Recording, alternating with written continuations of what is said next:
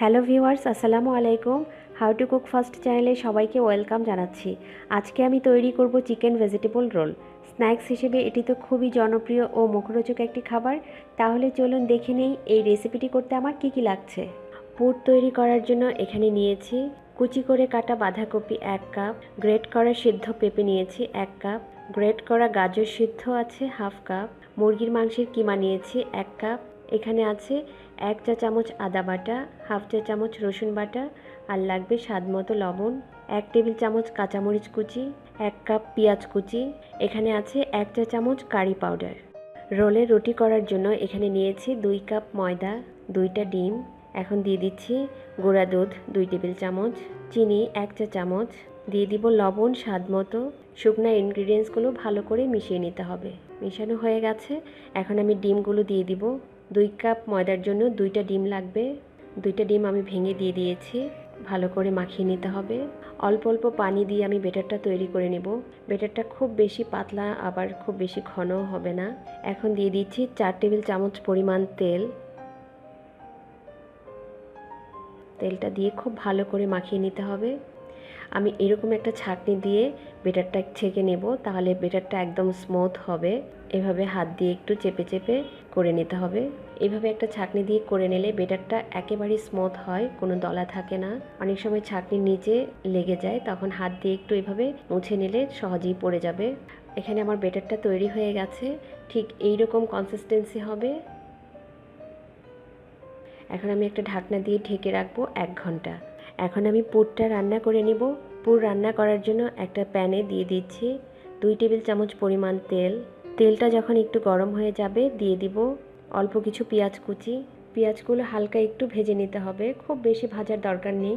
পেঁয়াজগুলো ভাজা হয়ে গেছে, এখন দিয়ে দিব মুরগির মাংসের কিমা। কিমাটা দিয়ে সাথে সাথে নেড়ে দিতে হবে। এখন দিয়ে দিব আদা রসুন বাটা, দিয়ে দিব লবণ। এখন সব কিছু ভালোভাবে নেড়ে মিশিয়ে নিব। এখন দিয়ে দিব 1/2 চা চামচ গরম মশলা গুঁড়া। এটা আমি আগে দেখাইনি, আমি যেগুলো বাদ পড়ে গেছে সব কিছু ডিসক্রিপশন বক্সে দিয়ে দিব। আবারও খুব ভালো করে নেড়ে দিতে হবে। এখন দিয়ে দিচ্ছি মাংসটা সেদ্ধ হওয়ার জন্য অল্প একটু পানি। ঢেকে দেব মাংসটা সেদ্ধ হওয়ার জন্য। মাংসের পানিটাও প্রায় শুকিয়ে গেছে। এখন দিয়ে দিচ্ছি বাঁধাকপিটা দিয়ে ভালো করে নেড়ে দিতে হবে।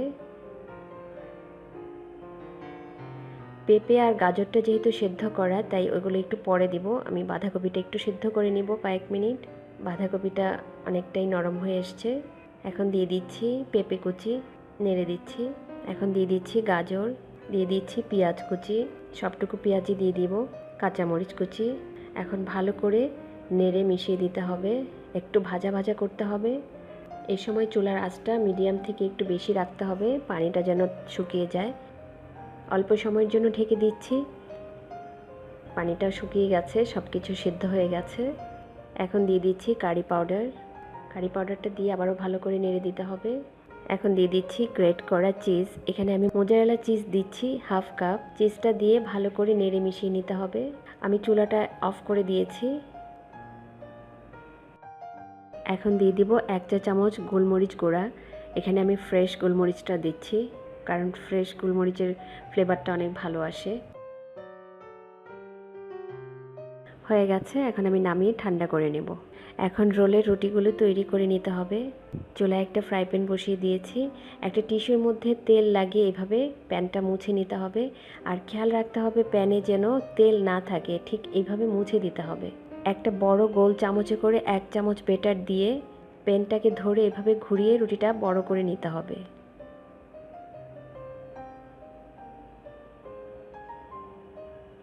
ঢাকনা দিয়ে ঢেকে দিচ্ছি 1-2 মিনিটের জন্য। রুটিটা যখন হয়ে যাবে তখন উপরে কালারটা চেঞ্জ হয়ে আসবে, তখনই বোঝা যাবে যে রুটিটা হয়ে গেছে। আমি একটা স্প্যাচুলা দিয়ে এভাবে উঠিয়ে নিব। স্প্যাচুলা দিয়ে যদি উঠানো না যায়, আমি সহজ একটা পদ্ধতি দেখিয়ে দিচ্ছি।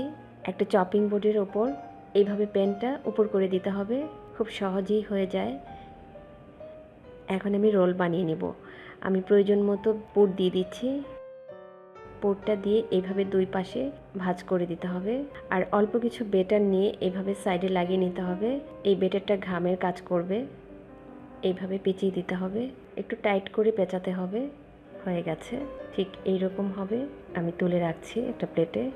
এইভাবে আমি সবগুলো রোল তৈরি করে নিব।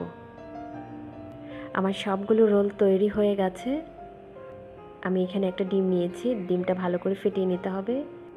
আমি একটা রোল ডিমে এইভাবে চুবিয়ে আমি এখানে ব্রেড ক্রাম্ব নিয়েছি, ব্রেড ক্রাম্বে ভালো করে গড়িয়ে নিতে হবে।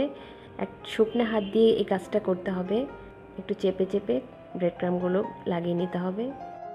আমি আরেকটা রোল করে নিচ্ছি, এইভাবে ডিমে চুবিয়ে নিতে হবে। একটা শুকনো হাত দিয়ে ব্রেড ক্রাম্বে এভাবে গড়িয়ে নিতে হবে। ব্রেড ক্রাম্বগুলো একটু চেপে চেপে লাগাতে হবে যেন রোলের গায়ে খুব ভালোভাবে লেগে যায়। এইভাবে আমি সবগুলো রোল তৈরি করে নিব। আমার সবগুলো রোল করা হয়ে গেছে। রোল ভাজার জন্য একটা প্যানে পরিমাণ মতো তেল দিয়ে দিয়েছি। তেলটা গরম হওয়ার জন্য একটু অপেক্ষা করছি। তেল গরম হয়ে গেছে, এখন রোলগুলো দিয়ে দিব। একটু সাবধানে দিতে হবে, খেয়াল রাখতে হবে তেল যেন গায়ে ছিটে না আসে। আমি এখানে 3টা রোল একসাথে দিয়ে দিয়েছি। একটা সাইড হয়ে গেলে উল্টিয়ে দিব। এখানে আমি 2টা চামচ দিয়ে করব, তেলটা যেন ছিটে না আসে, একটু সাবধানে করতে হবে। এক সাইড হয়ে গেলে উল্টিয়ে দিব। দুই পাশ খুব ভালো করে ভেজে নিতে হবে। ভাজা হয়ে গেছে, এখন আমি তেলটা ছেঁকে তুলে নিব। একটা প্লেটে টিস্যুর উপরে তুলে নিচ্ছি বাড়তি তেলটা সোক হয়ে যাওয়ার জন্য। কি সুন্দর একটা কালার এসছে, উপরটা বেশ ক্রিস্পি হয়ে গেছে আমার রোল। খেতে তো খুবই মজা। আমি একটা ভেঙে দেখিয়ে দিচ্ছি। ভিতরটা, উপরটা ক্রিস্পি আর ভিতরটা খুবই সফট। আপনারা বাসায় অবশ্যই তৈরি করে খাবেন।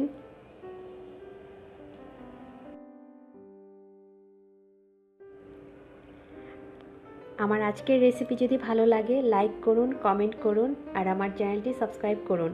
আবারও কথা হবে নতুন কোনো রেসিপি নিয়ে। সেই পর্যন্ত সবাই ভালো থাকবেন। ভিডিওটি দেখার জন্য অসংখ্য ধন্যবাদ। আল্লাহ হাফেজ।